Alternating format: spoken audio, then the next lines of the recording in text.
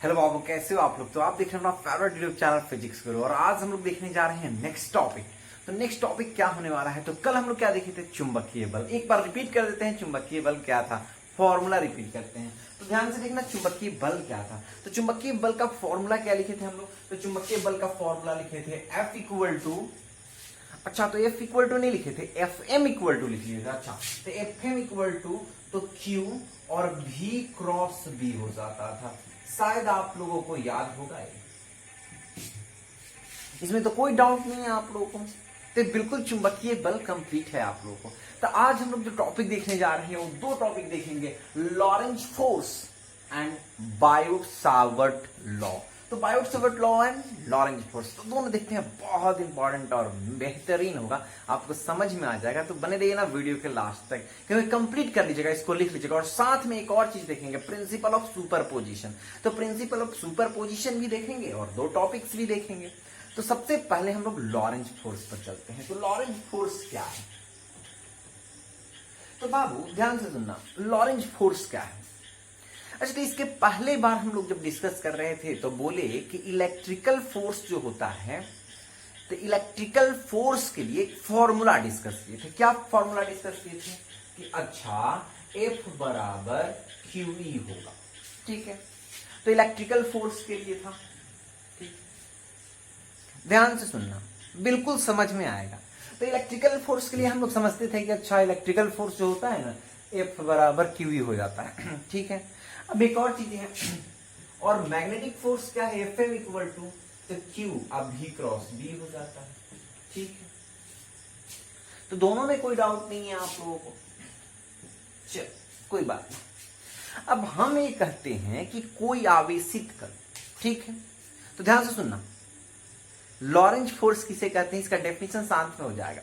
तो कोई आवेशित कण, अच्छा तो कोई आवेशित कण है जिस पर आवेश Q है, तो कोई आवेशित कण है जिस पर आवेश Q है, वो चुंबकीय और विद्युतीय क्षेत्र में गमन करने लगे। ध्यान से सुनना, कोई आवेशित कण Q है, वो क्या करे, आवेशित कण क्या होने लगे कि चुंबकीय और विद्युतीय क्षेत्र में, मतलब ऐसे क्षेत्र में गमन करे जहां पर चुंबकीय क्षेत्र बन रहा हो और विद्युतीय क्षेत्र भी बन रहा हो। तो चुंबक के कारण भी उस पर प्रभाव पड़ेगा और विद्युत के कारण भी प्रभाव पड़ेगा। तो जैसे ही दोनों का प्रभाव पड़ेगा तो इसका मतलब तुल्य, तो दोनों को जोड़ा जाएगा ना। उस बल को, जो नया बल निकला, उसी बल को हम लोग कहते हैं लॉरेंज बल। क्या कहते हैं, लॉरेंज बल। बिल्कुल आसान सा बात है कि जब कोई आवेशित कण जिस पर आवेश Q हो, चुंबकीय क्षेत्र, तो चुंबकीय क्षेत्र क्या होगा B, अब विद्युतीय क्षेत्र E में गतिमान हो। जब कोई आवेशित कण Q चुंबकीय क्षेत्र B विद्युतीय क्षेत्र E में गतिमान हो, अच्छा चल रहा हो, ठीक है, चुंबकीय क्षेत्र B और विद्युतीय क्षेत्र E में गतिमान हो, तो उस पर लगने वाला कुल बल, नेट फोर्स, अच्छा दोनों को मिलाकर हम एक एग्जांपल आपको समझाते हैं। अच्छा चलो, हम आपको कहते हैं कि जैसे आप अगर किसी फील्ड में जा रहे हैं, एक सांप है, सर्प, स्नेक है, और दूसरा कुत्ता है। दोनों तरफ से वो दोनों, एक भूख रहा है इधर से और एक ऐसे किया हुआ है। तो इसका मतलब क्या है कि आपका डर तो दोनों का ना होगा, तो डर दोनों का होगा, तो अब हम फोर्स यहाँ नहीं लगेगा, मतलब धकेलेगा वो नहीं, लेकिन हम डर दोनों का होगा, तो इसका मतलब आपको डर दोनों का, मतलब क्या हो जाएगा, F इक्वल टू, तो मतलब डर इक्वल टू, तो सांप का डर प्लस कुत्ते का डर।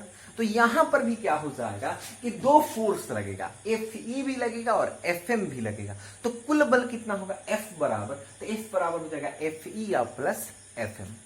इसी को कहते हैं हम लोग क्या, लॉरेंज बल। बहुत आसान सा है और आपको कंप्लीट भी हो गया होगा। तो बाबू इसको लिख लेते हैं ना, लॉरेंज बल। तो लॉरेंज बल क्या लिखिएगा आप लोग, तो लॉरेंज बल जो लिखना चाहते हैं वो आराम से लिखेंगे। तो सुनिएगा क्या होता है लॉरेंज बल।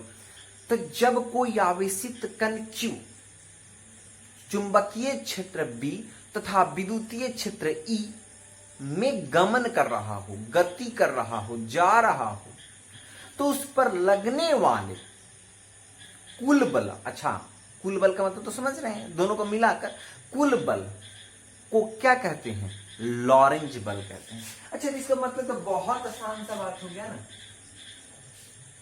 ध्यान से देखना। तो क्या हो जाएगा बाबू, तो हम क्या लिख सकते हैं, फॉर Fe आप क्या लिखिएगा, विद्युत बल के लिए। तो विद्युत बल के लिए क्या होता है, तो विद्युत बल के लिए होता है Fe equal to QE। Doubt तो नहीं होगा, Fe इक्वल टू QE होता है, तो कॉमन सी चीजें हैं, तब इसको इक्वेशन 1 लिखें।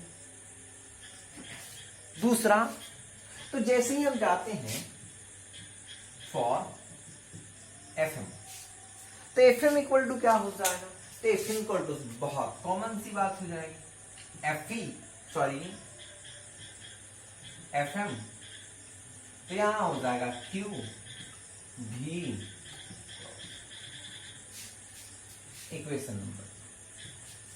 अच्छा, तो अकॉर्डिंग टू लॉरेंज बल, तो यही लॉरेंज बल अब नीचे लिख रहे हैं, आप चाहें तो सबसे पहले लिख सकते थे इसको। तो लॉरेंज बल किसे कहते हैं, तो वही चुंबकीय बल और विद्युतीय बल। तो इसके लिए क्या लिख सकते हैं, सबसे ऊपर ही लिख देंगे F इक्वल टू क्या हो जाएगा, Fe plus Fm, equation 1, equation 2, equation 3। अब क्या करेंगे, इक्वेशन 1 और 2 को, लॉरेंज बल इसी को ना कहते हैं, कुल बल जो होता है। अच्छा, यहां चाहे तो आप नेट भी लिख सकते हैं, नहीं लिखेंगे ऐसे ही, F इक्वल टू हम समझ लेते हैं कुल बल है। तो कुल बल Fe प्लस Fm जो हो रहा है ना, वो लॉरेंज बल है। तो इसका मतलब Fe के जगह पर कितना है, अरे बहुत कॉमन सा बात था ना, कि सीधी बात है कि किसी जो कण है जिस पर आवेश Q है, उस वैसे जगह पर गति कर रहा है जहां पर विद्युतीय क्षेत्र E और चुंबकीय क्षेत्र B है। तो ठीक है, तो जैसे ही बल का कुल बल की बात करेंगे, दोनों मिला दिया जाएगा, तो वही हो गया। अब Fe कितना होता है, Fm कितना होता है, दोनों को उसमें रख लेंगे, तो क्या हो जाएगा फॉर्मूला, F इक्वल टू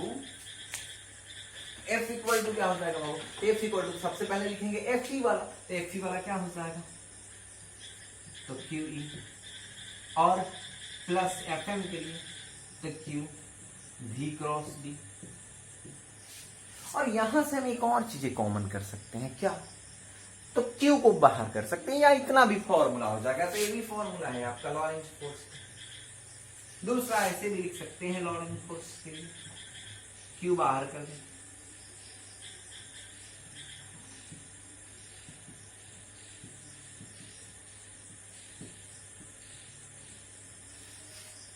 ये भी लिख सकते हो,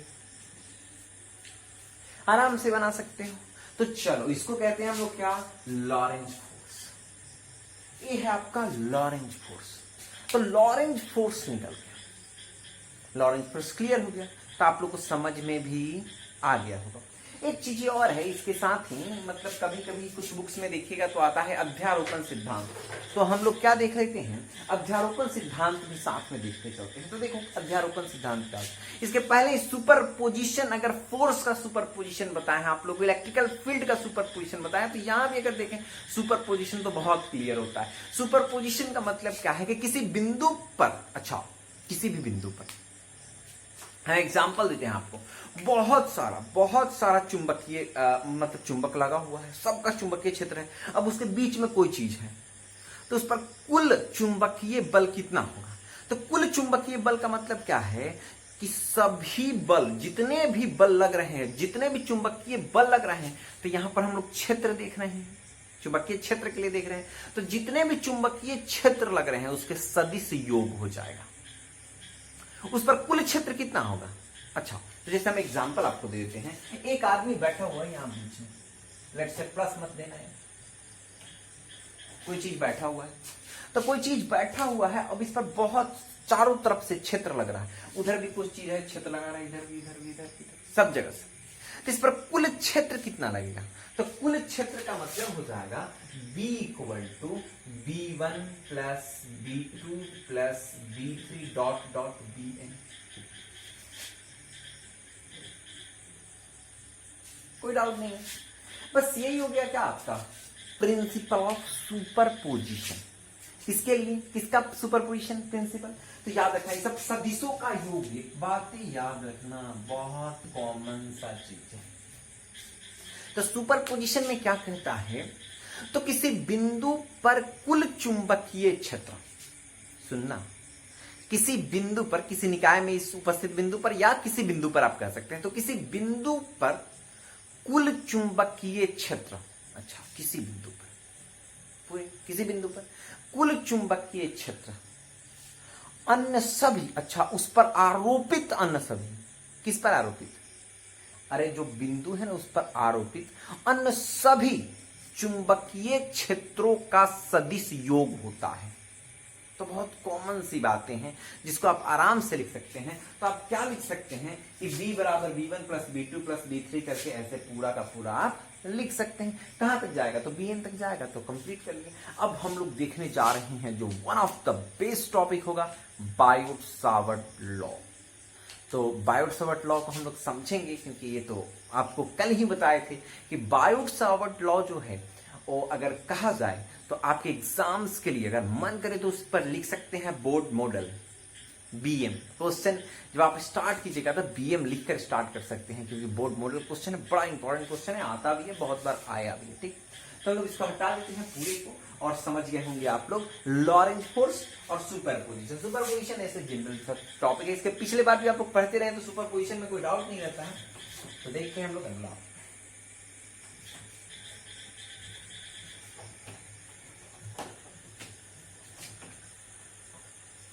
चलो तो सेकंड देखते हैं क्या हम लोग जरूरत है तो समझने का प्रयास करना। अब बायोट-सावर्ट लॉ क्या है, तो बायोट-सावर्ट लॉ ना, बायोट-सावर्ट एक साइंटिस्ट थे। तो साइंटिस्ट थे तो क्या बताए, तो ध्यान से देखना, किसी धारावाही चालक तार के कारण, अच्छा ये धारावाही क्या होता है, अरे तो वैसा तार जो धारा को प्रवाहित करता है उसे धारावाही कहेंगे। धारावाहक, वाही का मतलब जिसमें धारा निकलता है, ठीक है। तो किसी धारावाही चालक तार के कारण किसी बिंदु पर चुंबकीय क्षेत्र के परिमाण बता दिए थे, बायोट-सावर्ट। तो बड़ा इंपॉर्टेंट चीज दिए थे, तो क्या है हम उसको समझाने का प्रयास करेंगे। आपको ध्यान से देखना, सर ये तार ऐसा टेढ़ा ले लिया, आप सीधा ले लेते, नहीं है, सीधा के लिए एप्लीकेशन अलग आएगा, हम लोग थोड़ा टेढ़ा ही लेते हैं। ठीक, अब यहां भी डॉट, यहां भी डॉट, मतलब इधर भी अनंत तक जाएगा, इधर भी अनंत तक जाएगा। हम पूरे तार का देखने का फिर हाँ आपको एग्जाम्पल एक समझाते हैं। लेट्स टेक, बहुत बड़ा तार है, बहुत बड़ा तार है, जैसे कल दिखा रहे थे आप। अगर हम यहां टच कर रहे हैं, छू रहे हैं हम यहां, तो हमें प्रभावित यहां से होना है कि पूरे तार कहां जहां से गया है वहां, मतलब इस तार को जहां छू रहे हैं, चाहे हम इतना दूर पर हैं, तो अगर ये बल लगा रहा है, खींच रहा है या धकेल रहा है, तो इतना ही दूर से हमको खींचेगा या धकेलेगा। तो हम छोटा सा देखेंगे, और छोटा सा देखेंगे, अगर उसको पूरा बड़ा देखना है तो उस डिफरेंशिएशन को इंटीग्रेशन कर देंगे, समझ में आ जाएगा। तो पहले छोटा से देखते हैं, एलिमेंट मतलब एक बहुत सारा अल्पांश के लिए देखते हैं। अल्पांश तो समझते हैं ना आप लोग, तो हम एक अल्पांश ले लेते हैं, ठीक बात है, अल्पांश ले लेते। इस अल्पांश को हम लोग लेंथ ले लेते हैं dl। अल्पांश का लेंथ क्या है, dl, थोड़ा बड़ा ले लेते हैं, आप लोगों को बढ़िया से दिखाई देगा, dl। और यहां जो करंट फ्लो हो रहा है I, ठीक है, तो इसमें करंट जो फ्लो हो रहा है I है और E है dl। अब ध्यान से देखना, अब कोई बिंदु यहां पर है P, लेट्स टेक बिंदु है P यहां पे, और इस बिंदु P पर आपको बताना है कि कितना चुंबकीय क्षेत्र हो रहा, तो उसको हम कह रहे हैं dV। तो किस किस बात पर निर्भर करेगा, डिपेंड करेगा, ये बात बता देना। तो बहुत आसान होने वाला, समझो, थोड़ा सा समझो, थोड़ा समझो। तो यहां से जो एंगल क्रिएट होगा, इस एंगल को हम लोग कहेंगे थीटा। बिल्कुल ध्यान से देखना, समझ में आपको 100% आएगा। तो जैसे ही, तो बायोट-सावर्ट नियम क्या कहता है, तो आप लिखिए कैसे, शुरू कैसे कीजिएगा। तो सबसे पहले तो लिख लीजिएगा बायोट-सावर्ट लॉ, नियम, हिंदी में नियम कहते हैं। अब तो बायोट-सावर्ट नियम अनुसार लिख सकते हैं आप लोग, बायोट-सावर्ट नियम अनुसार किसी धारावाही चालक तार, किसी धारावाही चालक तार के कारण किसी बिंदु पर चुंबकीय क्षेत्र की गणना कर सकते हैं, चुंबकीय क्षेत्र की परिमाण की गणना कर सकते हैं। अच्छा, तो इस तार के कारण, धारावाही तार के कारण किसी बिंदु पर चुंबकीय क्षेत्र के परिमाण की गणना कर सकते हैं। तब चुंबकीय क्षेत्र किस किस बात पर निर्भर करेगा? डीबी किन किन बातों पर निर्भर करेगा? तो इतना तक लिख लिए हैं। तो अगर इतना तक लिख लिए हैं तो ये बात और नहीं लिखना है किन किन बातों पर, तो ये बताने का चीजें हैं, उसके पहले वाली बात तक लिख देना है, ठीक है। तो हम धारावाही चालक तार लेते हैं जिससे ये बातें लिख सकते हैं, उसके नीचे हम पैराग्राफ चेंज करके, तो पैराग्राफ चेंज करके क्या लिख सकते हैं? तो हम एक धारावाही चालक तार लेते हैं जिसमें धारा प्रवाहित होता है आई, ठीक है, आई धारा प्रवाहित होता है, और एक अल्पांश लेते हैं जो डीएल है, ठीक है, और यहां से पी बिंदु तक एक रेखा लेते हैं जिसकी दूरी जो है आर है और एक थीटा कोण बनाता है। यहां तक तो क्लियर है। अब चलिए अब एक एक करके लिखते हैं। तो चुंबकीय क्षेत्र प्रवाहित धारा के परिमाण के समानुपाती होता है। बड़ा इंपॉर्टेंट पॉइंट है, आपको हम समझाते चलेंगे, सुनना ध्यान से। डीवी सबसे पहला, डीवी डायरेक्टली प्रोपोर्शनल टू आई। तो सुनो क्या बोल रहे हैं। डीबी डायरेक्टली प्रोपोर्शनल टू आई का मतलब हो गया कि डीबी बढ़ेगा, डीबी बढ़ेगा ना, अगर आई बढ़ेगा धारा बढ़ेगा, अगर धारा बढ़ेगा तो चुंबकीय क्षेत्र, जैसे हम आपको कल कंपास लेकर समझा रहे थे कि कंपास यहां पर है तो कंपास यहां पर है, तार भी यहां पर है, तो जैसे ही इससे कम, अगर बहुत कम धारा बह रहा है तो कम डिफ्लेक्ट होगा, कम हिलेगा, और बहुत ज्यादा धारा बहने लगे तो ज्यादा हिलने लगेगा, मतलब धारा प्रभावित कर देता है। सीधी बात है यार, समझो। कम पानी ना कम प्रभाव उत्पन्न कर सकता है, ज्यादा पानी ना ज्यादा प्रभाव उत्पन्न कर देगा। वही बातें हैं, डीवी डायरेक्टली प्रोपोर्शनल आई, मतलब आई के बढ़ने से डीवी बढ़ेगा, ठीक है। दूसरा एक और चीज है, ध्यान से देखना, DV directly proportional to DL. अच्छा अच्छा, अल्पांश का अगर बढ़ा दिया जाए यहां से यहां कर दिया, अच्छा, तो अल्पांश जैसे जैसे बढ़ाया जाएगा वैसे वैसे क्षेत्र भी उसका बढ़ जाएगा। कॉमन चीज है, तो इसमें तो कोई सोचने वाली बात नहीं, ठीक है। अगला सुनना, अगला सुनना ध्यान से। DV directly proportional to sine theta. तो साइन थीटा के डायरेक्टली प्रोपोर्शनल हो जाता है।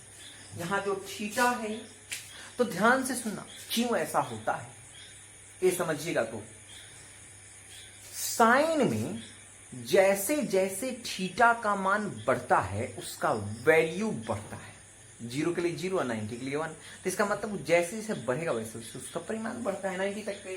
तो ये बात है DV directly proportional to sine theta, cross product होने का यहाँ। अब हम लास्ट लाइन क्या देख रहे हैं वो समझने का प्रयास करें, और ये तो बातें आप लोग हर बार देखते हैं। डीवी, तो बाबू देखो बढ़ेगा, अगर दूरी बढ़ जाएगा तो इसके पहले आप लोग इसको हर जगह बहुत जगह पर देखे हुए, दूरी बढ़ेगा तो इसका मतलब कि दूरी, अब कोई नजदीक है तब ना बल का अनुभव ज्यादा करेगा, क्षेत्र का अनुभव ज्यादा करेगा, जब दूर होगा तो क्षेत्र का अनुभव कम करेगा। तो यही बातें हैं कि DV inversely proportional to 1/r²। DV, तो ये सारा बातें लिख लेंगे, सारा बातें लिख लेंगे। विद्युत धारा चुंबकीय क्षेत्र के समानुपाती, उसके बाद सबके समानुपाती लिख के तब एक एक करके लिखेंगे। इक्वेशंस चाहे तो आप लिख सकते हैं, इक्वेशन 1 लिख सकते हैं, इक्वेशन 2 लिख सकते हैं, इक्वेशन 3 लिख सकते हैं, इक्वेशन 4 लिख सकते हैं। कोई दिक्कत है तो बोलो। 4 इक्वेशन लिख रहे हैं। अब चारों इक्वेशन को अगर एक जगह हम लोग लिखे तो इससे फॉर्मूला गेट कर लेंगे हम। तो क्या फॉर्मूला होगा ध्यान से देखो। तो फॉर्मूला क्या हो जाएगा, डीवी डायरेक्टली प्रोपोर्शनल टू, ठीक है, तो डायरेक्टली प्रोपोर्शनल का डायरेक्टली प्रोपोर्शनल लिखे यार, हम उसमें तो कोई दिक्कत ही नहीं है। तो क्या होने वाला है, I DL sine theta by r²। तो ये रहा आपका कंप्लीट फॉर्मूला। तो कंप्लीट फॉर्मूला यहां खत्म नहीं हुआ, इसको चाहे तो इंटीग्रेशन कर सकते हैं, लेकिन उससे पहले एक और बात ध्यान देना है। तो एक बातें क्या ध्यान देना है कि बाबू जो डायरेक्टली प्रोपोर्शनल है ना, डायरेक्टली प्रोपोर्शनल को हटाएंगे तो कांस्टेंट आएगा। तो देख लो क्या कांस्टेंट कैसे लिखेंगे हम लोग कांस्टेंट को। तो डीवी डायरेक्टली प्रोपोर्शनल को हटा के K I D L sine theta by R square. अब प्लेस ऑफ के, जो प्लेस ऑफ के है उसकी जगह पर ए होता है कांस्टेंट के रूप में D B mu naught 4 pi I D L sine theta R square. ये रहा आपका कॉमन से छोटा सा फॉर्मूला अल्पांश के लिए, ध्यान देना अल्पांश के लिए। तो चलो इतना तक तो आप लोग समझ गए कि डीवी बराबर क्या हो गया। तो डीवी बराबर हो गया mu naught by 4 pi I DL sine theta by R square. तो यहां तक अगर आप समझ चुके हैं तो अब सबसे पहले हम लोग क्या निकालने जा रहे हैं। तो सबसे पहले हम लोग निकालने जा रहे हैं कि आखिर म्यू नॉट का वैल्यू क्या होता है, और दूसरा ध्यान से सुनना, दूसरा कि म्यू नॉट का वैल्यू क्या होता है और उसका यूनिट क्या लिखेंगे। तो ये बातें सुन लेना, ये बातें आप लिख सकते हैं यहीं पे। तो म्यू नॉट का होता है, म्यू नॉट इक्वल टू होगा, तो इसको कहते हैं 4 pi into 10 to the power -7। अब यूनिट निकाल कर तब लिखेंगे, देख लेते हैं यूनिट निकाल कर कैसे निकलेगा। हटा दे इसको। अब तो नोट डाउन कर लिए होंगे ना, नोट डाउन कर लें, अगर नहीं किए हो तो नोट डाउन पहले कर ले इसको, ठीक। अब देखो यूनिट कैसे निकाल सकते हो आप। तो यूनिट के लिए देखो क्या होगा। तो DB mu naught 4 pi IDL R square sine theta. तो हम क्या देखने जा रहे हैं यहां पर। तो डीबी का इसको कहते हैं टेस्ला, म्यू नॉट का म्यू नॉट, 4 पाई का तो कुछ होता ही नहीं। अब क्या है, तो आई को क्या कहेंगे हम लोग एम्पियर, डीएल के लिए क्या कहेंगे मीटर, इसका तो कुछ होता ही नहीं है, मीटर स्क्वायर हो जाएगा, स्क्वायर से कट गया है। अब क्या होने वाला है तो उसका ध्यान से देख लो। तो 4 पाई का तो कुछ नहीं होता है, तो ये तो इधर चला जाएगा, तो हो जाएगा टेस्ला मीटर, ओहो टेस्ला मीटर, और यहां पर क्या हो जाएगा तो ए म्यू नॉट। अब देखो इधर से अगर इधर चला गया तो म्यू नॉट के लिए क्या आ जाएगा टेस्ला मीटर एम्पियर इनवर्स। कोई दिक्कत है। तो ये बातें यहां लिखेंगे, क्या हो जाएगा tesla metre ampere inverse. Complete. तो कंप्लीट हो गया ए कि हाँ म्यू इक्वल टू इतना ही होगा। तो ये बातें तो आप लोग समझ रहे हैं। तो ये चीजें अगर आप समझ रहे हैं तो बिल्कुल कंप्लीट हो गया है ये पूरा का पूरा बायोट सब्जेक्ट। तो अभी पूरा कंप्लीट नहीं समझो इसको। और एक और चीज याद रखिएगा, इसको पारगम्यता, अपेक्षित पारगम्यता कह सकते हैं इसको, इस म्यू को। तो ये बातें तो समझ रहे हैं ना आप लोग। तो पूरा का पूरा कंप्लीट हो गया। अब हम लोग क्या करेंगे ना कि इसके पूरे लाइन, ध्यान से सुनना, ध्यान से सुनना, ये छोटा सा पॉइंट है यहां से यहां तक का। अगर हम पूरा बड़ा सा तार लेते तो पूरा बड़ा सा तार लेते तो उसके लिए फॉर्मूला हम लोगों का अलग आ जाता। तो इसका मतलब क्या है कि कम से कम बायोट सावर्ट आप पूरा कंप्लीट कर चुके हैं। तो इसको नोट डाउन कर लीजिएगा। और बायोट सावर्ट कंप्लीट कर लिए हैं। दूसरा आप लॉरेंज फोर्स कंप्लीट कर लिए हैं। तीसरा कि आपको समझा चुके हैं सुपरपोजिशन क्या होता है आज के लेक्चर में। तो 3 टॉपिक्स हम लोग जनरली देखे हैं और हम चाहें तो इस पर कुछ क्वेश्चन दे सकते हैं। तो एक क्वेश्चन दे देते हैं आप लोगों को, ठीक है। एक क्वेश्चन दे देते हैं जिसको आप लोग घर से बना लीजिएगा। वेट कर लीजिए। तो यहां तक तो कंप्लीट हो गया ना। अब तो सुन लो, एक चीज है, लिख ही लेना, इसके नीचे में लिख लेना। तो क्या लिख लीजिएगा म्यू नॉट इक्वल टू। तो म्यू नॉट इक्वल टू अगर लिखना है ना तो यहां पर लिख लीजिएगा अपेक्षित पारगम्यता। अपेक्षित पारगम्यता लिख सकते हैं, तो आप चीजें अलग हैं। अब आपकी स्क्रीन पर एक क्वेश्चन आएगा, स्क्रीन पर क्वेश्चन आएगा। उससे अच्छा है हम बोल देते हैं कि आप क्वेश्चन आराम से लिख लो। तो क्वेश्चन लिख लो अगर लिख सकते हो। बनाकर लाना घर से। क्वेश्चन स्क्रीन पर नहीं आएगा, ऐसे ही आप लिख लो इसको, ठीक है। तो किसी तार की लंबाई लिख लेना, किसी तार की लंबाई, किसी तार का, इसकी एक बात ही याद रखिएगा, इसके पीछे वाले मतलब पॉइंट है। अच्छा एक काम करते हैं ना, ये लिखने से अच्छा है कि आपके स्क्रीन पर आ रहा है उसको देखकर लिख लो, ठीक है। तो जो स्क्रीन पर क्वेश्चन चल रहा है, नेक्स्ट है, आप नीचे में देख रहे हैं कि एक स्क्रीन पर क्वेश्चन है, उसको देखो, बनाओ।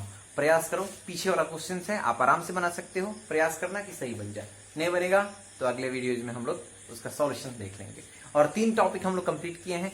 कल हम लोग बायोट सवर्ट का एप्लीकेशंस और इसके आगे वाले पॉइंट्स को देखेंगे। तब तक के लिए bye bye, stay tuned physics करो।